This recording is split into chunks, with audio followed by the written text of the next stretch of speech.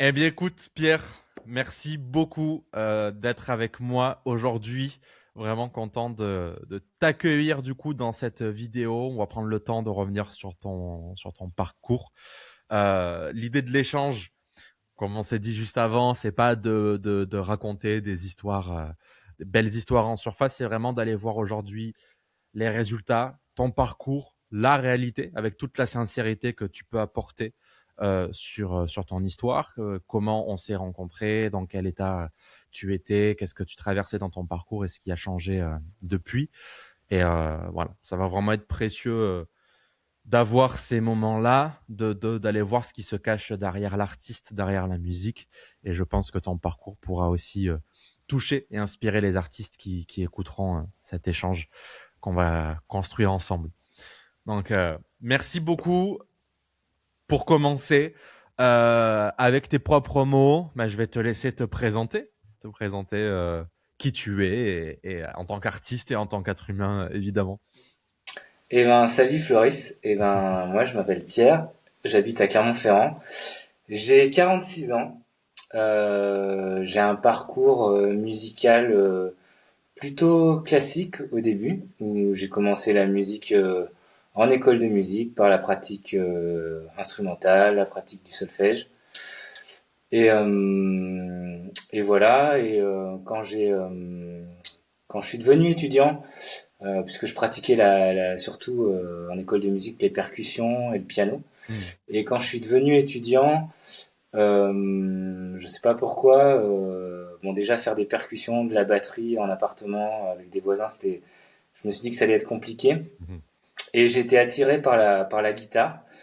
Et donc j'ai appris en autodidacte un petit peu la guitare.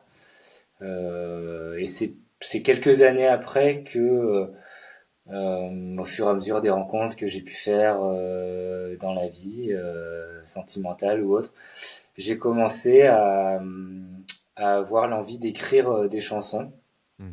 qui n'avaient au début aucun but d'être diffusées au grand public, mais voilà, c'était pour moi, pour un petit peu, on va dire, délivrer des émotions qui étaient à l'intérieur de moi que j'avais plus de mal à délivrer, on va dire, dans la vraie vie entre guillemets. Mhm.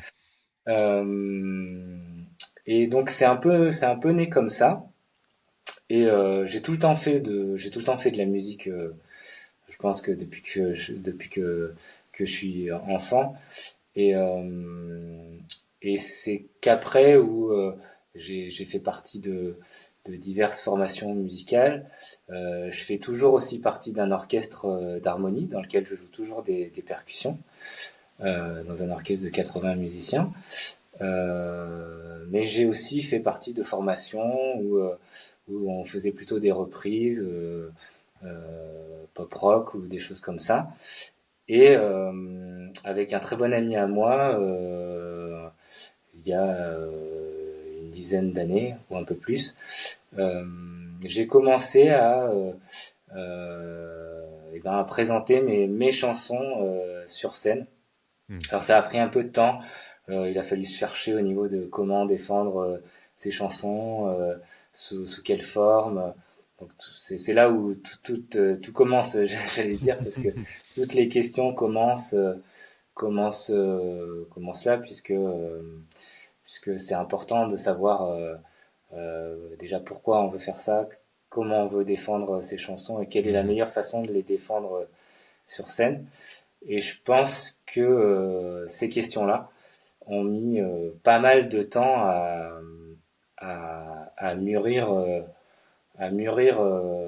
en moi, même si je savais à peu près pourquoi je faisais de la musique, mais précisément pourquoi j'avais ce besoin de défendre mes chansons, mon histoire, c'est- c'était pas forcément très précis. Ouais.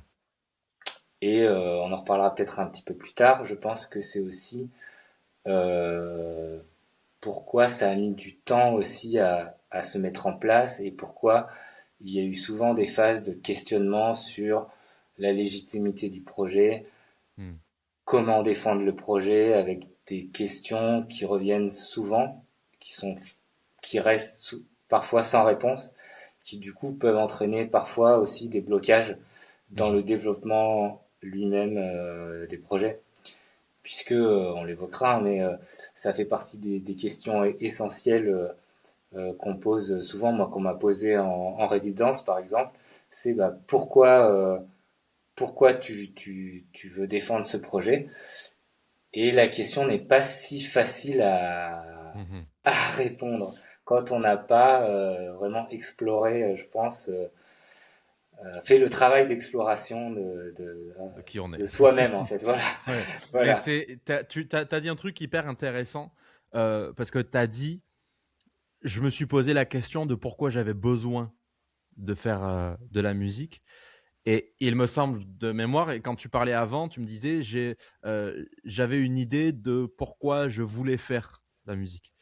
Et donc en fait, de mémoire, hein, je ne sais plus exactement si tu employais les Ouais. deux mots, mais dans tous les cas, ça arrive sur une belle conclusion qui est, en tant qu'artiste, et j'aimerais bien avoir ton retour aussi, très souvent, on se retrouve bloqué, on se retrouve dans une période de stagnation, comme tu dis, avec un manque de légitimité. Alors, parce qu'on sait pourquoi on veut, mais en fait, on ne sait pas vraiment pourquoi on a besoin. Oui, Et la c'est ça. subtilité, elle est là. C'est ça que tu as ressenti, toi, cette nuance-là?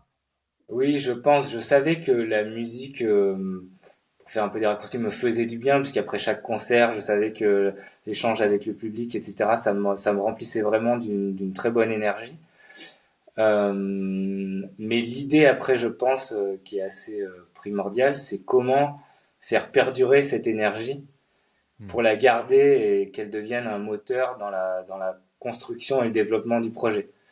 Et ça, je pense que il faut vraiment répondre et faire ce travail sur qui on est pour que cette énergie-là ne s'estompe pas et ne fasse pas que des hauts et des bas, quoi. Les montagnes russes, les Ouais. fameuses montagnes russes.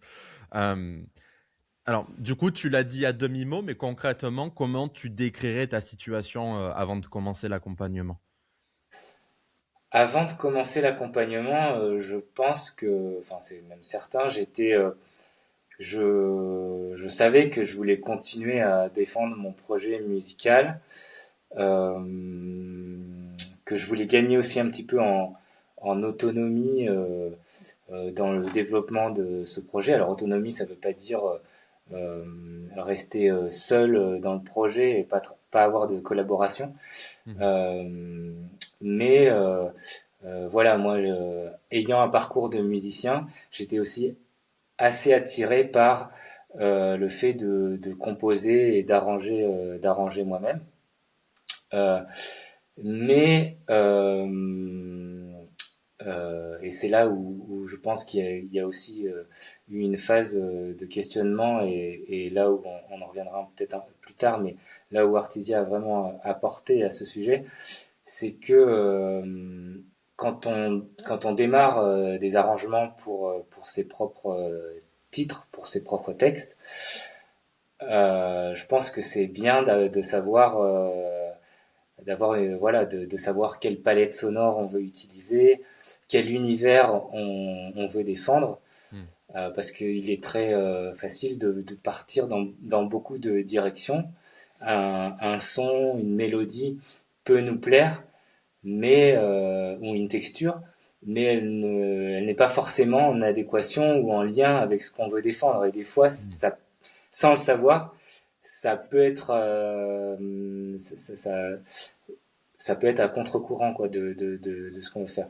Mhm. Et je pense aussi que bah, à cette époque-là, donc avant Artisia, euh, quand on est artiste, enfin solo comme moi, ou c'est le cas de beaucoup d'artistes, ou même en petite formation, on se pose quand même beaucoup de questions, puisqu'aujourd'hui, on doit, donc il y a non seulement le côté artistique ou la pratique musicale, mais si on veut développer un projet personnel, il y a toute la partie structuration du projet, réseaux sociaux, etc. Mhm. Et on a vite fait si on a beaucoup de questions sur tous ces thèmes-là, d'en traiter pas vraiment une et de stagner en fait. Mhm. Et c'est ça, je pense que j'en étais un peu là, où je stagnais parce que je ne savais pas comment structurer le projet, comment bien me défendre sur les réseaux sociaux. Et ça avait pour conséquence de bloquer un petit peu le projet. Mhm. Plus aussi le fait, on en a déjà parlé ensemble et on en évoquera un petit peu le sujet, c'est que quand on se met, je pense, à cogiter un petit peu dans ce sens-là, on peut avoir le réflexe de se comparer à d'autres artistes et de se dire, eux, ils en sont là au niveau de leur développement, pourquoi moi j'en suis pas là, pourquoi j'avance pas comme eux, tiens. Donc, tout ça, après, on n'est plus dans un cercle vertueux du tout. Ouais. Et Et c'est même l'inverse. voilà, c'est même l'inverse. Hmm. C'est même l'inverse, ouais. Ouais, merci pour ton explication. Il y a quand même un point aussi, et c'est vrai que je demande pas forcément. Euh, j'ai pas l'habitude de le demander aux artistes, mais je sais quand même, tu vois, sur nos échanges, échanges qu'on a fait, notre première rencontre, etc. Enfin, tu avais déjà des années dans la musique, tu travailles déjà d'arrache-pied, même trop, on le sait, le poids que tu portais vis-à-vis de tout ça, mais et tu as parlé de structuration. Et pourtant, on vit dans une époque où il y a beaucoup d'informations sur Internet. Tu vas sur des forums, comment faire ci, comment faire ça, etc. Comment tu te sentais, toi, vis-à-vis de ce que tu pouvais trouver? Est-ce que c'était quoi la limite? Comment tu te sentais vis-à-vis de ça? Euh, Moi, c'est vrai que j'avais pas forcément ce réflexe-là. Même si j'avais ce blocage-là, j'avais pas forcément le réflexe de me dire, allez, je vais essayer de chercher sur Internet. Alors, c'est peut-être aussi parce que j'ai besoin aussi, bon, j'ai un projet qui est aussi pas mal axé sur l'authenticité, sur les relations humaines. Et, euh, et j'avais envie aussi, alors peut-être inconsciemment Mhm. et aussi consciemment, mais de m'en sortir avec quelque chose du contact, quoi, quelque chose d'humain, et pas d'aller voir un énième forum parce que un forum, ça peut aussi entraîner des questionnements de comparaison, de tiens, il y en a, ils se débrouillent comme Mhm. ça, et c'est voilà quoi, c'est un peu comme quand on va sur Doctissimo parce qu'on a un symptôme, c'est pas forcément la bonne idée. Donc enfin, Mhm. je sais pas si la comparaison est heureuse, mais en tout cas, voilà, moi je puis par le passé j'avais vécu une expérience pas forcément heureuse voilà sur sur c'est vrai que sur Internet, il y a beaucoup de services, comme tu le disais tout à l'heure. Il y a maintenant, aujourd'hui, il y a une multitude de services qu'on peut nous proposer en direct. Et des fois, ce genre de services euh, se mettent l'accent sur, alors on en parlera peut-être plus tard, mais mettre l'accent beaucoup sur avoir 10 000 followers de plus, Mhm. avoir une communauté, mais pas sur l'être, pas sur comment on est dans le projet, parce que pour moi, c'est pas le nombre de followers ou Mhm. en plus ou en moins qui va aider le projet à grandir, à mûrir. C'est vraiment quelle partie du projet on peut développer pour justement qu'il ait toute son authenticité et toute sa cohérence. Mhm. Donc Les voilà, fondations, quoi. Les fondations, voilà, parce que le chiffre, évidemment, fait toujours partie de la discussion. Mais mettre 10 000, 100 000 abonnés sur quelque chose, il y a un artiste fébrile, on va le dire comme ça, hein, et malheureusement, c'est ce qu'on voit ouais, beaucoup aujourd'hui, un artiste qui n'est pas prêt à recevoir. Et avec tout le travail qu'on fait, je me permets de redire ce que tu as dit aussi, et de le reformuler, mais dans tous les cas, en tant qu'artiste, et je me permets, tu peux rebondir, hein, je me permets de parler, euh, pas à ta place, mais tu pourras rebondir. Quand on a 15 ans de musique, si on n'a pas les followers, si on n'a pas les choses sur lesquelles pourtant on travaille, et c'est nos objectifs tous les jours, comme le trésor, c'est bien qu'il y a une raison et qui sûrement et au-delà justement de la technique et du manque de stratégie, etc., c'est parce qu'en final, il y a une petite voix qui nous dit, OK, c'est dangereux, OK, je suis pas assez euh, pas stable, mais tout ce côté-là émotionnel. Et en fait, bah, forcément, on va s'auto-saboter. Tout à l'heure, tu parlais de dispersion. Exactement. Le, Mm. je vais démarrer plein de trucs, je vais écouter ce son-là. En fait, tout est oui. Hop, je termine pas les projets. Je vais regarder ce que font les autres artistes, etc. Et en fait, on se met nous-mêmes des bâtons dans les roues. Et en fait, voilà, tu l'as très bien dit. Ajouter des followers sur un système nerveux qui n'est pas prêt à accepter la réussite, on peut rien faire de pire, quoi. On peut rien faire de Exactement. pire et en plus, tu n'attires même pas les bonnes personnes alors que quand tu pars à la base, bah, c'est ça que tu crées, quoi. Exactement. Et puis je pense que ça va au-delà même du projet artistique, hein. Tu en parlais tout à l'heure, ces questionnements intérieurs, etc. Forcément, ils jouent sur l'humain. Et si l'humain en lui-même n'est pas bien, le projet artistique ne sera pas bien non plus. Donc il faut d'abord euh, mettre en cohérence l'humain avec le projet artistique Mhm. pour pouvoir vraiment travailler sur son développement. Et du coup, comment tu décrirais concrètement ce que Artisia t'a apporté? Euh, Déjà une approche assez complète, Mhm. euh, puisque, bah, comme on disait tout à l'heure, c'est pas un catalogue d'outils magiques. C'est déjà une communauté, puisque et ça, je pense que c'est important de dire que voilà, c'est des artistes qui sont mis en relation, qui traversent potentiellement les mêmes, les mêmes questionnements, Mhm. les mêmes doutes, les mêmes problèmes. Puis on en avait déjà parlé ensemble, mais en général, quand on est artiste, c'est que voilà, on a quand même pas mal de questionnements. On essaye de voir le monde sous un prisme différent Ouais. pour essayer d'éclairer tout ça. Donc déjà ce côté communauté et ce côté aussi complet, puisqu'on travaille vraiment sur le développement en premier lieu. Et moi, je pense, c'est ce qui m'a été d'une grande aide dès le départ, puisque, comme on disait tout à l'heure, j'étais plutôt dans une phase de remise en question, de doute, de sabotage. Mhm. Donc, je pense que de toute façon, quand on en est là, ça sert à rien de vouloir faire enfin voilà, d'essayer de se dire, tiens, je vais faire ça y est, je vais faire le tube, ou alors euh, Ouais, de forcer la chose, quoi. de forcer les choses Mhm. exactement. Et donc ce travail-là est vraiment, enfin moi m'a vraiment beaucoup apporté. Et le fait que ce soit complet et cohérent, c'est-à-dire qu'on travaille vraiment donc la partie développement en premier. Et une fois que tout est posé et qu'on est voilà, à la fin de la partie développement, on respire, on est plus serein pour mettre à plat bah, ce qui vient ensuite, donc la direction artistique. Et là, on passe, enfin moi ça a vraiment été un déclic. On passe bah, du côté où avant on se questionnait beaucoup, on n'était pas très serein, à transformer tout ça en quelque chose d'enthousiasmant. Et moi je trouve que, enfin voilà, quand on a au travail, dans la vie, quand on a l'enthousiasme comme moteur, et ben pour travailler c'est beaucoup plus facile.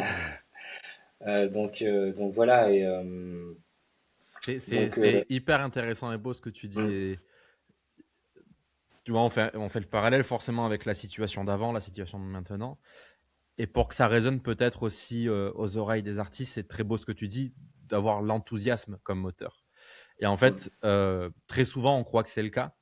Sauf que quand on l'a, on s'aperçoit que en fait, ça fait 15 ans qu'on a fait de la musique avec la peur comme moteur. La peur du manque, la peur mm. de toute chose, en fait. Et on crée par le manque, on crée par le désir, et non pas par l'enthousiasme de créer parce qu'il y a un alignement complet vis-à-vis du projet, quoi. Mm. Donc Et ça fait la différence. ouais, ça fait la différence. Et l'enthousiasme, il naît aussi du fait que c'est un parcours qui est à la fois commun à tous les artistes mais très personnalisé. Et moi, c'est ce qui m'a aussi beaucoup donné envie de rejoindre Artesia, puisque avant de rejoindre Artesia, on avait eu des discussions tous les deux. Et j'ai senti dès le départ que avant de s'intéresser aux résultats Hmm. potentiels de ce que ça allait donner, on s'intéressait à moi, à qui j'étais en tant qu'artiste, qu'est-ce qui me touchait en termes de musique, en termes de direction artistique. Donc, et tout au long du parcours, donc même si effectivement on effectue un parcours commun, je sens vraiment à chaque étape que c'est pas une recette miracle, enfin une miracle qu'on pourrait adapter à chaque artiste. Hmm. On a vraiment travaillé euh, sur ma personnalité, mon projet artistique, qu'est-ce qu'il dégageait comme valeur, qu'est-ce que je voulais défendre, et tout ça, du coup, a vraiment fait que bah, chaque étape de la direction artistique, etc., était vraiment euh, complètement cohérente avec le projet de départ. Hmm. Et que j'aurais jamais pu, enfin, je pense, et c'est ce qu'on disait un petit peu tout à l'heure, quand on est artiste solo, on ne peut pas développer tout ça seul. Hmm. Enfin, pour moi, ça paraît très, très compliqué.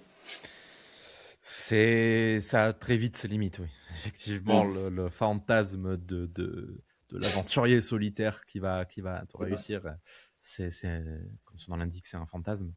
Euh, Sans rentrer dans les détails, mais c'est intéressant aussi, tu vois, tu as dit qu'on a eu des discussions pour rejoindre Artisia. Euh, tu as mis un bon moment avant de rejoindre Artisia. Et, euh, Voilà, sans rentrer dans les détails, on a quand même eu des mois de discussion donc j'imagine qu'il y avait quand même ce qui est normal, d'où en plus tu vois ton expérience, pareil, qui avait été difficile mm. avant. Euh, c'est quoi du coup qui t'a convaincu au bout d'un moment de dire allez, je me lance. Euh, Parce que déjà, bon, je savais il fallait que j'engage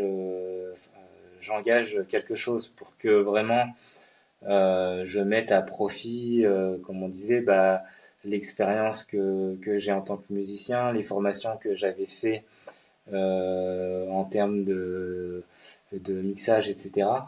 Euh, mais comme on disait au début de l'interview, il y avait tellement de questionnements que tout ça était, enfin, c'était mal organisé et j'avais du mal à tout bien enclencher.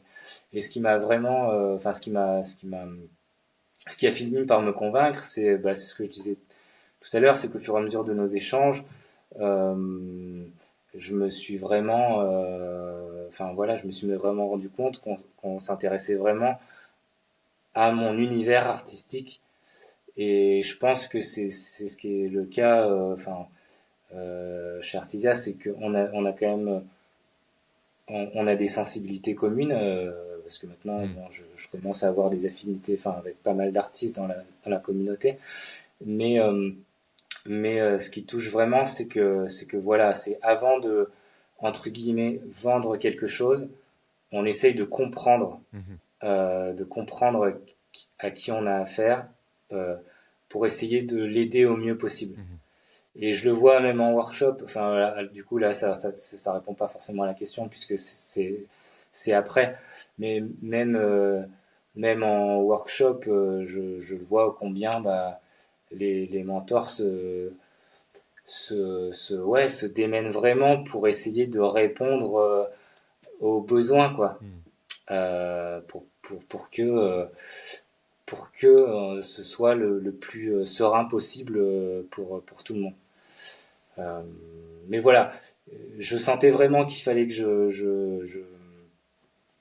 voilà, que ça allait pouvoir m'apporter le déclic. L'aspect communauté aussi a fini Mhm. par me, par me convaincre parce que je le vois, hein, le fait de, en parallèle de ce parcours personnalisé dont on parlait, on a quand même les workshops en groupe. Et puis maintenant, on commence aussi à se parler en privé, etc. Et moi, ça me met aussi dans une mécanique. Par exemple, les workshops, de rendez-vous et de, voilà, comme on disait tout à l'heure, de cercle vertueux. Et du coup, même ça fait que bah, mon projet, j'ai l'impression voilà, de tout le temps être dedans, Hmm. en fait. C'est ça aussi qui est important, je pense. Ouais, ça fait trop plaisir à, à entendre. Euh, et tu parlais des workshops, du coup, que ce soit en workshop, en appel individuel. Est-ce qu'il y a un moment marquant qui te vient là, si je t'en demande un, vraiment un moment précis où il y a eu un déclic, il y a eu une prise de conscience sur quelque chose? Euh, Bah, je dirais, moi, les workshops développement au début, puisque c'est la première phase Hmm. de l'accompagnement, m'ont fait beaucoup de bien, puisque c'est des choses aussi en plus qu'on peut travailler. Par exemple, en développement, voilà, on a pu faire des séances qui peuvent s'apparenter un petit peu à la sophrologie ou des séances de yoga. Mhm. Et tout ça, au-delà, bah, on en parlait aussi un petit peu tout à l'heure, mais au-delà du projet artistique, moi, c'est des choses dont je me sers tous les jours. Hmm. Euh, et donc ça, c'est quand même très bénéfique, puisque on a besoin d'être bien soi-même à l'intérieur pour pouvoir être bien dans son travail et même Hmm. artistique, hein.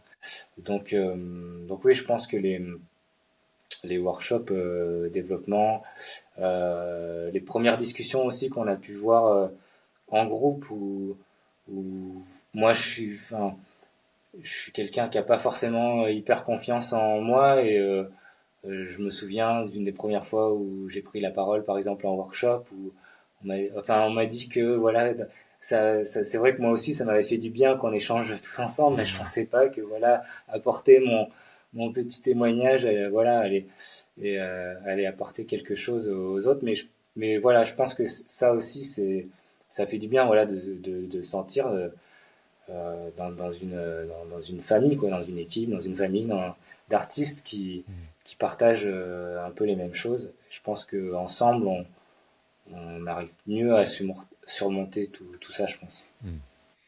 C'est c'est quoi, par exemple, une croyance que tu pouvais, pas que tu pouvais avoir, que tu avais du coup dans ton projet, dans ta vie, dans même toi, ta façon dont tu te percevais, qui a été chamboulée dans ton arrivée dans Artisia, où tu t'es dit, mais attends, mais comment c'est possible que j'ai pu vivre autant d'années avec cette croyance-là? Est-ce qu'il y a quelque chose qui te vient vraiment, cette révélation, vraiment que ce soit à titre artistique, personnel, professionnel? Je pense que, alors maintenant avec le recul, enfin, je pense que j'ai réalisé ça, c'est que je pense que je ne me sentais pas légitime en tant qu'artiste. Mhm.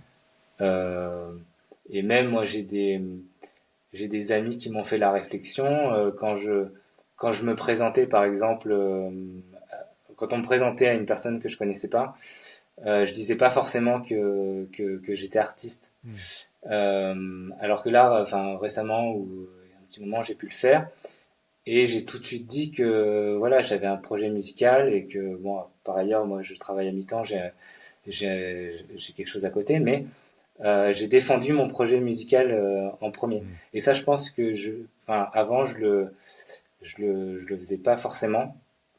Et c'est vraiment, je pense que tout ce parcours, le fait de savoir mieux qui on est, pourquoi on fait ça. Moi, le fait voilà, maintenant, c'est vrai que j'ai un peu terminé ce parcours et que j'ai pu avoir à présenter le projet à l'issue de ce parcours, par exemple, à une photographe pour l'expliquer mon projet. Bah, elle a trouvé ça super clair et le pourquoi était vraiment bien défini. Mhm. Et ça, je trouve que c'est vachement, enfin, c'est très important parce que euh, ça ne fait plus partie des questionnements Mhm. qu'on a par la suite. Et ça allège beaucoup, Mhm. du coup, dans ses pensées. pourquoi je ferais pas comme ci, pourquoi je vais faire comme ça. Là, on a des bases, des fondations, comme on disait tout à l'heure. Mm. Euh, Qui apporte voilà, je de la ressens vraiment que là, il y a fluidité. des fondations solides Mm. et que maintenant, j'ai plus de questions, enfin, entre guillemets, j'ai plus de questions à me poser. J'enclenche la suite, quoi. Mm. Ouais, il y a une forme de fluidité, quoi. En fait, les choses deviennent Ouais, quasi logiques et pour défendre, c'est une évidence que on ne peut pas défendre son projet tant qu'on ne sait pas les choses. Et c'est pour ça que la exactement. plupart des artistes, ils sont en force, en fait. Tout le temps en force, en force. Et moi qui aime bien les images, dans leur véhicule artistique, ils ont le frein à main serré. Et en fait, ils appuient à fond sur l'accélérateur. Et en mode, au plus je vais Mm. forcer, au plus il y aura de résultats. Mais Mais on s'en rend pas compte en plus. ouais. C'est ça le pire. C'est qu'on se rend pas compte qu'on va dans les deux sens Mhm. en même temps. Et c'est ça qui crée le désordre Ouais, mental, quoi. il y a une surchauffe, quoi. Et après, Mm. et le but, effectivement, c'est d'essayer de s'en rendre compte avant que le moteur explose. Quand le moteur explose, malheureusement, c'est terminé et c'est la réalité d'aujourd'hui. 99% des artistes qui abandonnent leur rêve et leur carrière, c'est parce qu'ils ont fait péter le moteur.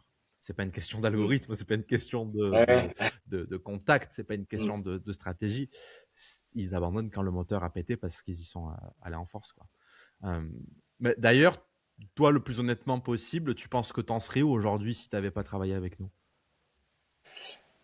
Euh, alors je dis pas que j'aurais abandonné, même si c'est une question qui, que, qui a pu me traverser Mm. l'esprit.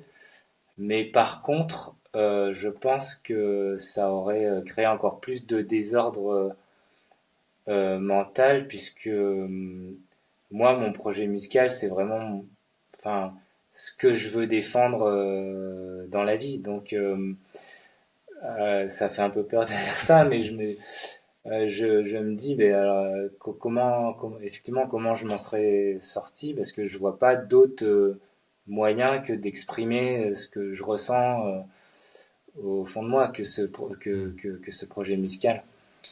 Donc, compliqué, je dirais. Ouais, avec des si, forcément, on refait le monde, hein. Ouais, C'est toujours dur ouais, de se projeter, mais c'est une évidence, ouais, forcément, que tu n'aurais pas abandonné. Bon, c'est pas pour remettre en lumière ça, mais voilà, c'est vrai que forcément, quand il y a de la dispersion et que on finit pas, bon, en fait, euh, on n'était pas à fond non plus, quoi. Donc, on se préserve sur ça parce que justement, on sent que ça va exploser et on ne sait pas trop où est la solution. Donc, mais bon, en tout cas, très content d'avoir enlevé le frein à main dans ton projet. ouais, oui. Et puis, voilà, j'ai commencé le parcours, enfin, j'ai fait le parcours en quelques mois, je dirais en 6 mois, enfin, six Mm, mois. Et effectivement, quand je vois tout ce qui a été accompli, alors même si je pense que pour l'extérieur, ça ne se voit mm. pas encore, du coup, c'est difficilement quantifiable, mesurable par les auditeurs ou par quiconque, mais moi, en tout cas, je sais, moi, je sais. Ouais, ouais. Je sais que par rapport à il y a 4 6 mois, c'est pas du tout la même Mm. chose. Je sais tout ce qu'on a préparé ensemble, enfin toutes les fondations qui sont posées sur le projet.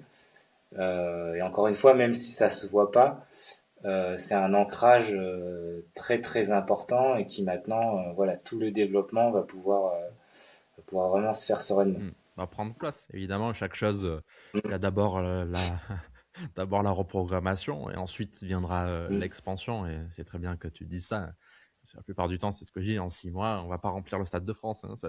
Ouais, Celui qui vous vend ça, faut pas y aller. ouais, Faut pas y aller du non, tout. Mais par contre, maintenant, les fondations sont là et on va pouvoir aller chercher de très beaux résultats. Et dans tous les cas, c'est toujours quelque chose qu'on fera ensemble et ça, tu le sais mm. très bien. Euh, avec tes propres mots, du coup, c'est important aussi pour moi. Euh, Comment tu décrirais l'artiste qui a vraiment besoin d'artisia? Euh, c'est vrai que c'est pas forcément une question facile parce que cette question ne mérite pas une réponse toute faite, justement. Euh, parce que je dirais, euh, tout le monde, à un moment donné de sa vie d'artiste ou de sa vie tout court, enfin, aurait besoin de faire ne serait-ce que ce travail-là intérieur de développement.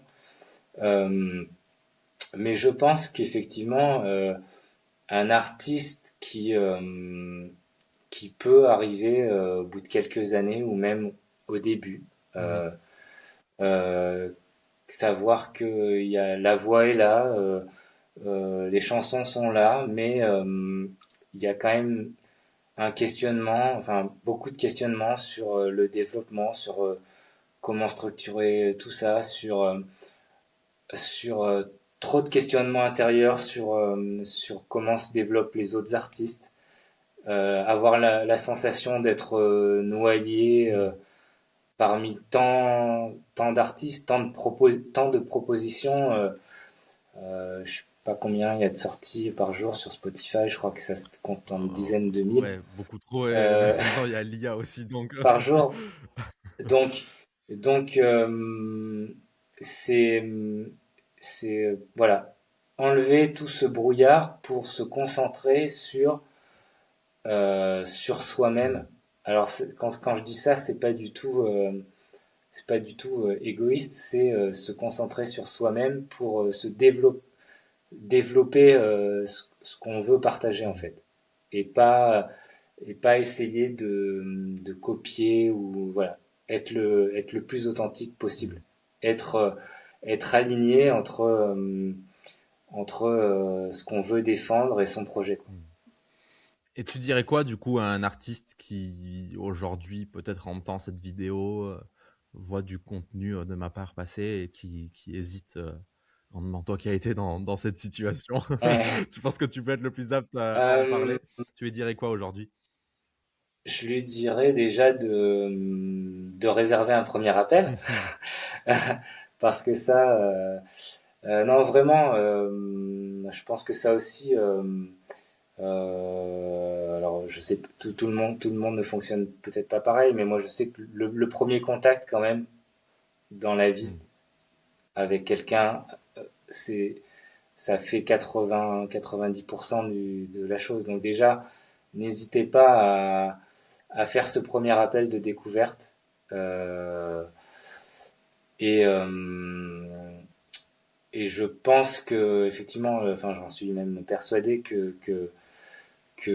vous ne le regretterez pas parce que parce que comme on l'a dit tout à l'heure, enfin comme je le pense vraiment, c'est vraiment l'authenticité qui voilà qui compte. Euh, Chaque projet est différent.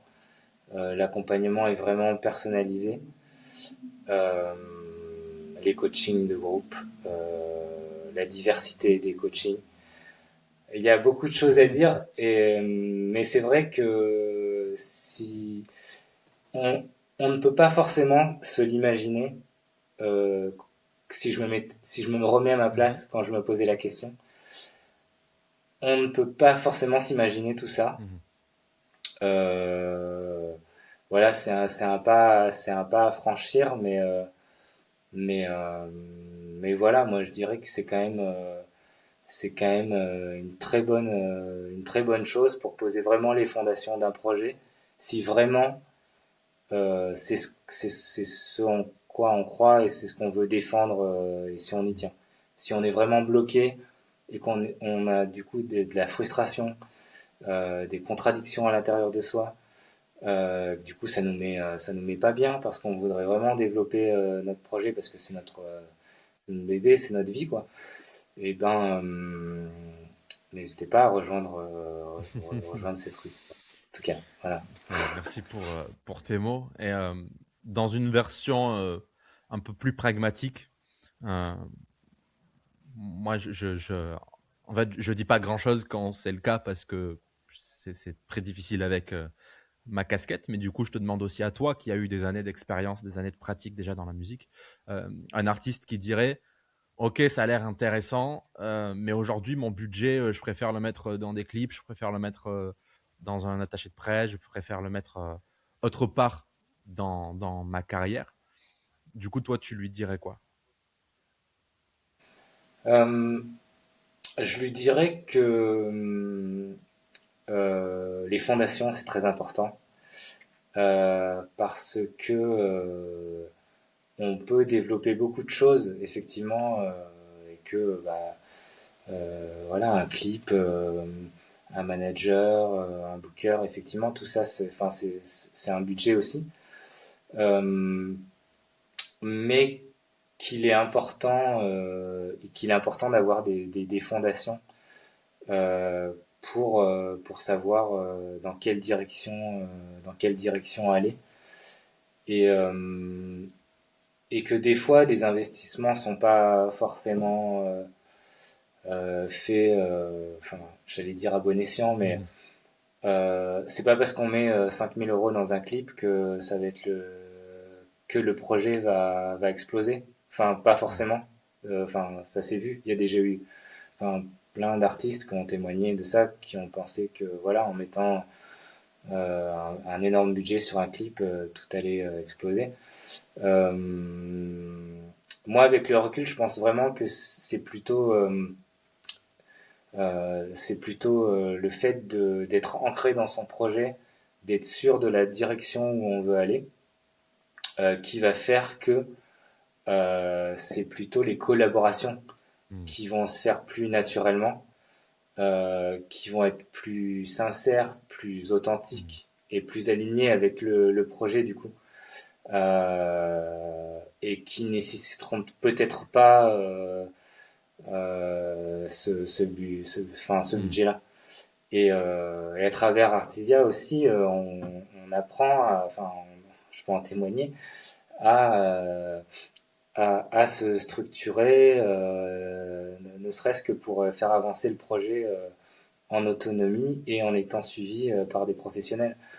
Parce qu'encore une fois, c'est pas non plus parce que on va démarcher sans relâche un booker ou un manager. Alors c'est très bien hein, d'avoir la possibilité d'avoir un manager, que tout de suite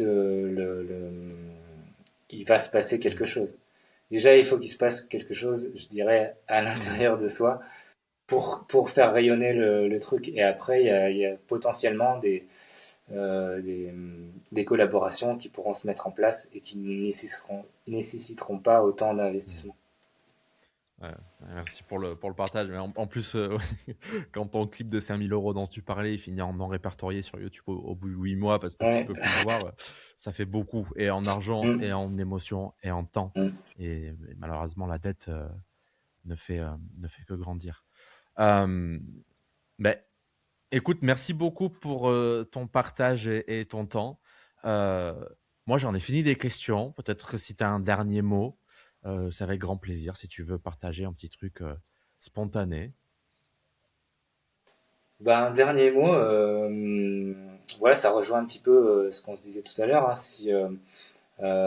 et c'est vrai qu'en toute honnêteté, comme on l'a évoqué au début de l'entretien, j'ai pu être hésitant, j'ai pu mettre quelques semaines, voire mois, avant de me décider à rejoindre l'aventure parce que on en avait un peu parlé aussi. Moi, j'aime bien le contact humain et je me disais, ouah, une formation à distance, qu'est-ce que ça va donner? Et en fait, c'est comme tout, tout dépend de comment les choses sont construites et mises en place.